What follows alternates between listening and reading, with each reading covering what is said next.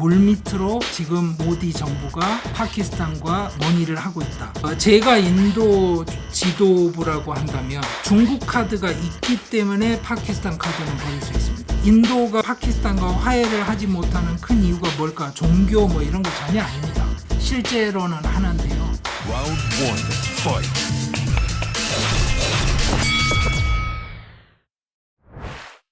안녕하세요. 박종훈의 경제한방입니다. 이 지구촌 곳곳에 바로 이웃나라하고 분쟁을 벌이는 경우는 정말 많은데 두 나라가 모두 핵무장을 하고 날이면 날마다 극한의 대립을 하는 경우, 그 경우는 바로 인도와 파키스탄이 유일할 것 같은데요.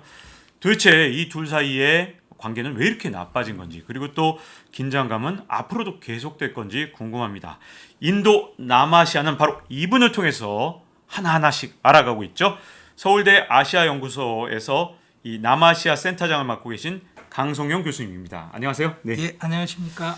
자, 이 파키스탄과 인도 이 둘은 전쟁까지 치른 앙숙이고요. 또 핵무기도 갖고 있는데 뿌리를 알아보면 원래는 두 나라가 하나였잖아요. 그죠? 예, 맞습니다. 영국에서 독립하던 시기에 독립 과정이 무슨 전쟁이거나 폭발적인 계기, 뭐 혁명을 통해서 이루어진 게 아니고요. 영국 의회에서 법률을 통과시켜서 천천히 이렇게 바뀐 겁니다.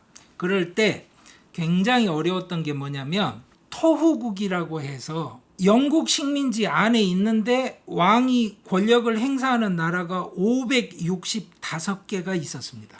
정말 나라도 많았군요. 이게 작은 나라들이 있었던 거군요. 토호국. 예, 큰 나라들은 한반도보다 더 컸습니다. 작은 나라들은 여기 한 구 정도 작고요. 네. 왜 그러냐면 동인도 회사가 식민지를 처음 개척했지 않습니까? 네. 회사지 않습니까? 네. 비용이 덜 들고 많이 나와야죠, 산출이. 근데 비용이 제일 많이 드는 게 뭐냐면 전쟁입니다. 그러니까 동인도 회사에서 식민지를 넓힐 때 어떻게 하냐면요. 그 지역에 가서 그 지역 왕과 우선 협상을 합니다. 어렵지 않습니다. 두 가지예요. 군사권과 외교권을 완전히 박탈하고 영국에 충성 맹세를 한다. 그리고 나서 얼마 이상의 세금을 매년 낸다. 이 조건을 받아들이면 왕권이 유지가 되고 아니면 왕을 못하는 거죠. 그것을 대부분의 왕들이 받아들였습니다. 물론 처음에는 안 받아들이는 왕들이 있었는데 그때는 이제 본때를 보여줘야 되니까 영국 군대가 동원이 됐죠. 그러다 보니까 독립을 했는데 파키스탄과 인도가 갈라졌는데 인도 안에 있는 수백 개의 토우국들이 대부분의 왕들이 다 모슬렘이었습니다. 왜냐하면 당연히 그 식민 시기가 되기 이전에 있던 무갈 왕국, 몽골 왕국이란 뜻이에요. 무갈 왕국이 모슬렘 왕국이니까 그 안에 있던 지역 영주들의 많은 수는 다 이슬람이었어요. 그런데 인도 영토 안에 모슬렘 왕이 지배하는 왕국이 수백 개가 있는 겁니다. 이걸 어떻게 처리할지가 문제가 심각했죠. 이때 네루나 간디는 손에 피를 묻히지 않았습니다. 누가 손에 피를 묻혔냐면 파텔이라는 인물이에요. 이 사람이 민병대와 군대를 동원해서 인도 쪽에 병합되기를 거부하는 왕들을 모두 제거하고 진압합니다. 그러니까 민족주의자 입장에서는 파텔이 진정한 영웅인 거예요. 손에 피를 묻힌 영웅. 그래서 최근에 인도에서 그 모디 총리가 원래 활동하던 구자라주에 세계 최대 동상을 세웠습니다. 크기를. 세계 최대로 키웠는데 그 동상이 간디가 아니고 파텔입니다. 메시지가 분명한 거죠. 그러네요, 진짜. 예. 네. 그런데 이 토우국들 중에 아주 적은 토우국들이 위치가 애매했어요. 대표적으로 카슈미르. 인도와 파키스탄 국경선 사이에 딱 카슈미르가 붙어 있었습니다. 그러니까 이 카슈미르 왕은 무슨 생각을 했냐면 이 위기만 잘 버티면 나는 독립국가로 남을 수 있다. 파키스탄도 가지 말고 인도도 가지 말고. 그때 카슈미르의 어려운 상황이 뭐였냐면요. 아주 드물게 왕이 힌두였고 국민들이 모슬렘이었습니다. 그러니까 이제 국민들은 전부 우린 파키스탄 가자 이러는 거고 왕은 인도 쪽 가고 싶거나 아니면 더 독립을 하고 싶은 거예요. 그런데 그때 파키스탄 민병대가 먼저 치고 들어오는 상황이 됩니다. 그래서 왕이 감당이 안 되니까 나는 인도로 갈 거야라는 공식 그 조약 문서에 서명을 합니다. 그런데 이게 지금까지도 논란거리인데요. 서명한 날이 아니라 그 전날 날짜로 조작을 했다. 이게 파키스탄의 주장이고 무슨 소리냐. 공식 서명이 이루어져서 그 법적 절차에 따라서 이제 무단 침입한 민병대들은 폭도니까 인도군이 가서 진압하면서 정상을 찾은 거다. 이렇게 주장합니다. 그래서 지금은 카슈미르가 절반입니다. 그래서 이쪽은 파키스탄에 들어가 있고 이쪽은 인도에 들어가 있고 그래서 그 카슈미르 영유권을 놓고 지금도 싸우고 있는 거고요. 파키스탄에 가시면 공휴일이 하루가 뭐냐면요. 카슈미르의 날입니다. 그날은 모든 사원에서 바자도 열고 뭘 해서 돈을 모으고 하는데요. 그 돈이 전부 카슈미르를 도와서 모슬렘 형제들이 자유를 찾는 날을 찾자 이런 날입니다. 네. 그러니까 이게 마치 뭐 통일의 날, 뭐 그 무슨 평양 수복의 날 이런 식의 느낌으로 와닿는 겁니다. 네. 그러니까 이 인도 사람들이 느끼는 거는 다르죠. 그래서 인도 쪽에서는 이제 반드시 이것은 양보할 수 없는 국가적인 정체성 문제다 이렇게 반응을 하는 겁니다. 그래서 결국에 이제 핵전쟁에 가깝게 갈 만큼 전쟁을 몇 번 치렀던 것입니다. 네. 자, 그런데 특이한 건 이제 하나의 뿌리에서 시작된지 몰라도 인도는 이 식민지 거친 이후에 민주주의가 현재 정착되어 있고 파키스탄은 지난 시간에 이미 공부를 했습니다만 군부의 힘이 아주 센 나라로 두 나라가 아주 다른 길을 간 것 같은데요.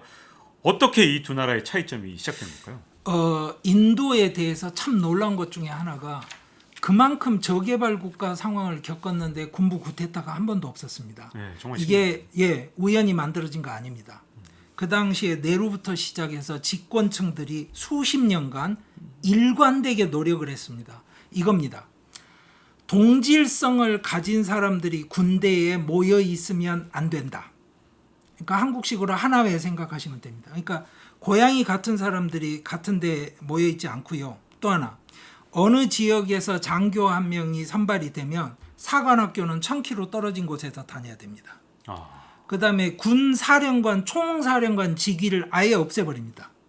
그러니까 3군 사령관이 따로 있는 거예요. 육해공. 이 사람들 만나서 합의하기 전에는 뭐 아무것도 안 되는 거고요. 예산하고 실권을 국방부 민간인에게 줍니다. 그래서 이 3군 사령관도 거기 가서 돈을 타야 일이 되는 방식으로 가고요.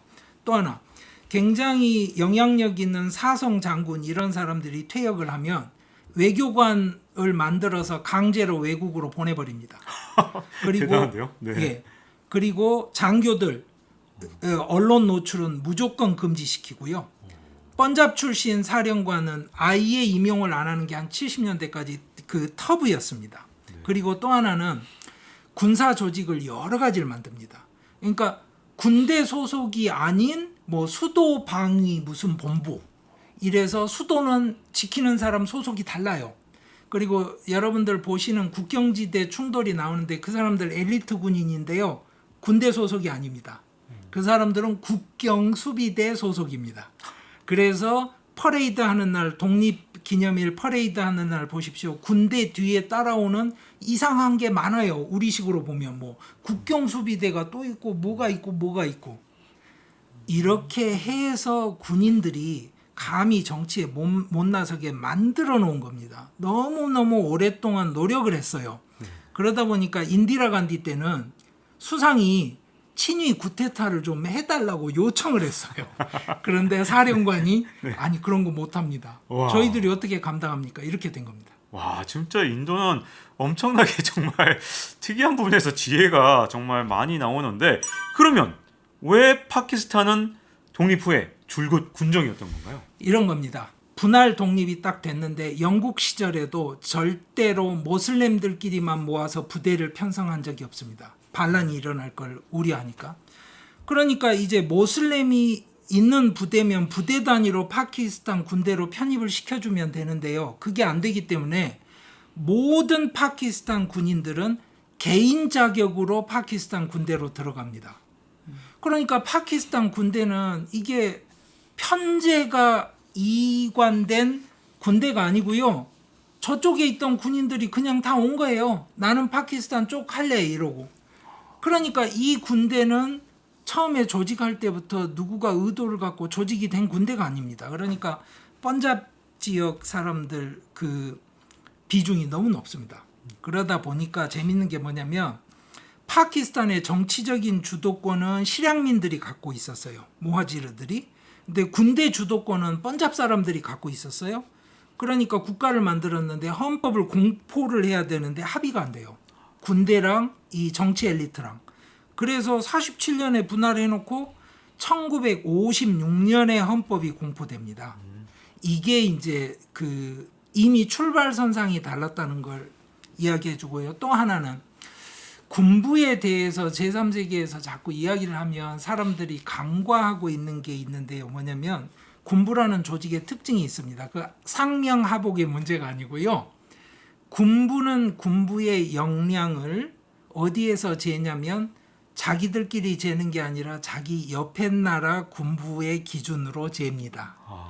그러니까 파키스탄 정치 역량은 네. 파키스탄 정치로 재겠지만 파키스탄 군부의 역량은 이란, 인도 이 군대의 역량을 기준으로 키 맞추기를 합니다.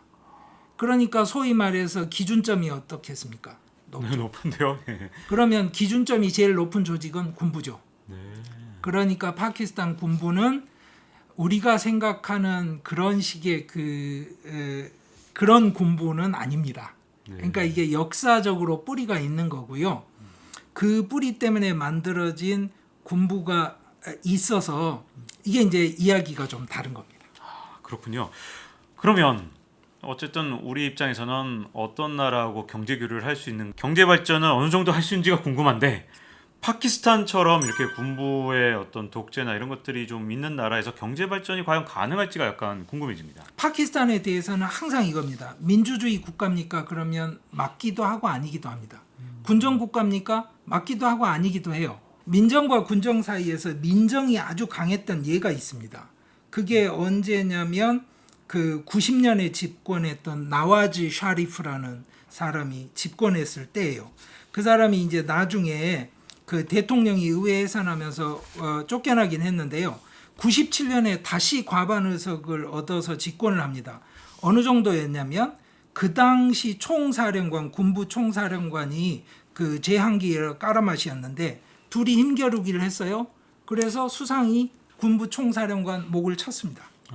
예. 그러니까 민정이 상대적으로 그렇게 맨날 약한 건 아닙니다. 또 하나 군정이 더 강했던 예도 있어요. 뭐냐면 줄피카르 알리 부토라는 정치인이 그 굉장히 유력한 정치인이었는데 이 사람 때는 군부가 강했어요. 이 줄피카르 알리 부토의 딸이 베나지르 부토고 그 아들이 지금 빌라왈 부토라고 그래서 차세대 정치인으로 주목을 받습니다. 제가 왜 이 샤리프하고 부토 양쪽을 이야기를 했냐면 앞으로 경제 이야기를 하려면 이 두 가문을 이해해야 됩니다. 네. 무슨 말이냐면 샤리프가 번잡 지역 출신인데 집권을 하면 산업자본을 대표합니다.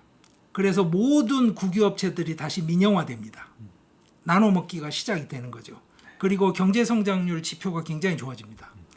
부토는 이 가문 자체가 신드 지방의 지주 가문입니다.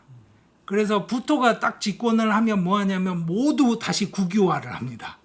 그러니까 다시 외국 투자 자본이 쫙 빠져나가고 성장률이 쭉 떨어지죠. 그런데 나름대로 또 사회주의 영향 하에서 이루어지는 안정성은 또 되찾습니다. 그래서 왔다 갔다를 해요. 그래서 제가 말씀드리듯이 줄타기를 할 때 왼쪽으로 기울다가 다시 또 오른쪽으로 기울다가 하는 겁니다. 이런 상황이 이루어지고 있기 때문에 도대체 경제 발전 가능하냐 이렇게 여쭤보시면 저는 가능하다는 쪽을 생각합니다. 왜냐? 현 상황을 유지하려는 수권 집단의 주체가 분명합니다. 그 수권 집단의 합의 내용이 뭐냐? 임란 칸은 안 되겠다. 샤리프를 하자. 그래서 형 샤리프는 런던에 쫓겨가 있으니까 동생 샤리프로 해주자. 라고 합의가 된 겁니다. 이런 합의를 만들어가는 과정 자체가 기반이 됩니다. 그러면 실제로 경제 발전이 어떻게 될 거냐 이렇게 하면요. 1950년대에 47년에 독립하고 나서 소비에트 모델에 따라서 이제 우리 해봤던 거잖아요. 뭐 경제개발 5개년 계획 이걸 계속합니다. 그러다 보니까 60년대에 GDP 평균 성장률이 6.8%였습니다. 그 당시 성적으로 굉장히 좋았습니다. 그랬는데 문제는 60년대 말부터 이제 정치 불안이 심해지고 71년에 방글라데시가 독립을 했지 않습니까? 네. 그리고 나서 방글라데시는 지금 파키스탄보다 월등히 상황이 좋습니다. 왜냐? 인도하고 군비 경쟁을 안 하니까요. 그게 그렇지 큰 않습니까? 차이군요. 네. 예, 그게 차이입니다. 그래서 외환 보유고 뭐 경제 성장률 모든 면에서 방글라데시와 파키스탄은 지금은 비교가 되지 않습니다. 그래서 자료를 하나 보시면 지금 GDP 대비 외채 그 비율이 이미 90%를 찍었습니다. 네. 그러니까 이제 90% 바로 미치긴 한데요. 이 상황이니까 이게 쉽지 않다는 건 맞습니다. 그럼에도 불구하고 제가 카드 돌려막기라고 표현을 했습니다만 지금 여러 그 재원을 활용하는 노하우가 있습니다. IMF, 세계은행, 아시아개발은행, 사우디, UAE, 중국. 이 모든 돈줄을 조정을 해가면서 현상 유지를 해가는 주체가 있다는 거죠. 파키스탄이. 근데 그 주체들이 흔들리는 상황이 되면 힘든데 임란 칸이 그걸 흔들려다가 실각을 한 상황이고 이제 그 주체가 다시 브레이크를 잡아서 밸런스를 맞추려고 하는 상황입니다. 그러면 도대체 당신이 그 나라 뭐 될 거라고 말하는 근거가 뭐냐 그러면 첫째는 2억 2천만 명의 내수 시장을 갖고 있습니다. 네. 인구 증가율이 2.0%인데요. 아주 심하게 인구 폭발 단계는 아닙니다. 그런데 중산층이 굉장히 커지고 있고요. 또 하나 인구 평균 연령이 22세입니다. 그리고 고급 인력이 계속 유출이 되고 있긴 한데 해외 송금으로 이게 단기적으로는 이익입니다. 장기적인 손해지만. 그래서 예를 들어서 그 프리랜서 플랫폼이 한국에 많습니다. 제가 뭐 디자인이 필요하거나 뭐 동영상 편집을 해야 되면 온라인으로 들어가서 찾으면 그 사람 단가별로 쭉 나열이 되거든요. 수천 건이. 그런데 이 아래쪽에 썬데를 한번 보시면요. 레코드를 상당히 가진 사람인데 그 안에 들어가 보시면 파키스탄 사람들 아주 많습니다. 특히 IT 분야에서. 네. 그 말은 이미 인도의 IT 고급 인력은 비쌉니다. 한국에서 엄청나게 많은 하청이 인도로 가고 있고요. 이슬라마바드에 최근에 제2 IT 파크 대형 건물을 지은 거는 한국 ODA로 지었습니다. 그래서 국제적인 그 경제의 밸류체인 안에 파키스탄이 아예 동떨어져 있다거나 고립되어 있다거나 그렇지 않습니다. 그래서 저는 이 수권 집단이 합리적인 의사결정을 할 것이라고 생각합니다. 물론 합리성 가설을 전제하고 움직이는 거죠. 그렇다면 그 다음은 아마 희망적인 미래가 가능할 거라고 생각합니다. 네.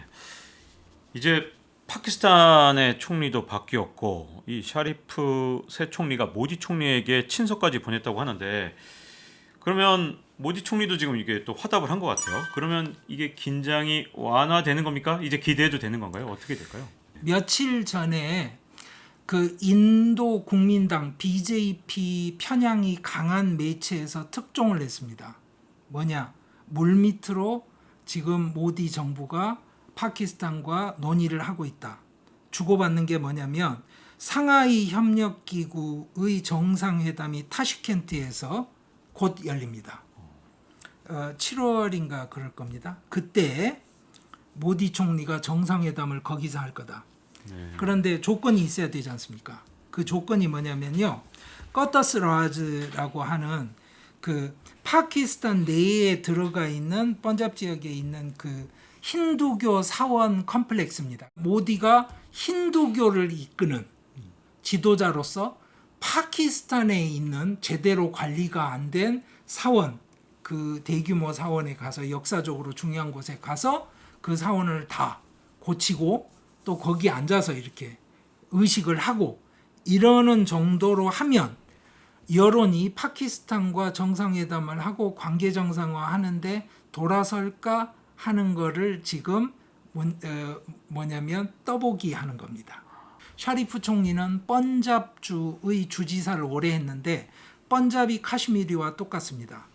파키스탄과 인도로 반분된 주입니다. 거기서 주지사를 했기 때문에 인도 쪽도 자주 갔었어요.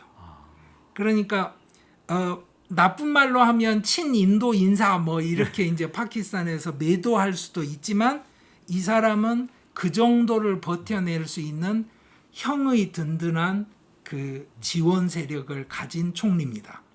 그래서 이 사람이 군부와 함께 이걸 몰고 가면 가능하리라고 생각을 합니다. 그런데 이제 여기서부터는 사실은 아니고 그냥 저의 아주 개인적인 그냥 전망입니다. 저는 인도하고 파키스탄 관계가 급진전될 거라고 생각합니다. 어떤 이유냐면 1번 말씀드렸다시피 인도는 각 그 남아시아의 여러 나라를 관리해야 되는 지역 패권국입니다. 이 관리가 완전히 실패한 케이스가 파키스탄입니다. 사사건건 파키스탄은 모든 것에 반대합니다. 그러다 보니까 남아시아 협력기구 사르기라는 조직이 있음에도 불구하고 정상회담을 지금 몇 년째 못하고 있습니다. 서로 얼굴 보는 것도 안 하는 거예요.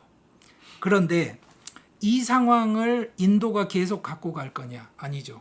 인도도 이제 미중 패권 전쟁 속에서 나름의 지분을 확보해야 되는데 그러려면 첫째 과제가 카슈미르 같은 곳에서 일어나는 테러나 뭐 모슬렘들하고의 긴장 관계나 이런 그 안보상의 불안 요소를 없애야 됩니다.